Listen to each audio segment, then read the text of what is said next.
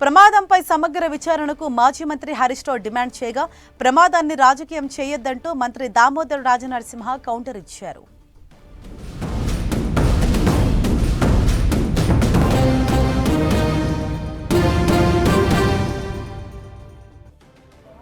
Management మీద కూడా కఠినమైన చర్యలు తీసుకోవాలి. దీని మీద పూర్తి స్థాయి విచారణ జరపాలి. చనిపోయిన కుటుంబాలకు ₹1,00,00,000 ఎక్స్గ్రేషియా అందించాలి. మరి గాయపడ్డ వారికి ప్రభుత్వం కార్పొరేట్ వైద్యాన్ని అందిస్తూ వారి కుటుంబాలకు ₹50 లక్షల ఎక్స్గ్రేషియా ఇవ్వాలని బీఆర్ఎస్ పార్టీ పక్షాన డిమాండ్ చేస్తున్నారు. దీన్ని రాజకీయం చేయకండి. కంట్రోల్ రూమ్ ఏర్పాటు చేశాము. మా వంతు కృషి కమిట్మెంట్ తోటి మా ప్రయత్నం మేము చేస్తున్నాము. కానీ ప్రతి ఒక్క సంఘటనని రాజకీయం చేయడం వల్ల వ్యక్తిత్వము దిగజారిపోతుంది. ఇప్పుడు రాజకీయాలకు పార్టీలకు అతీతంగా మనమందరం ఉండి ఆ కుటుంబాలకు బాధ్యతగా ఉండాలి. మనం కాపాడుకునే ప్రయత్నం చేయాలి.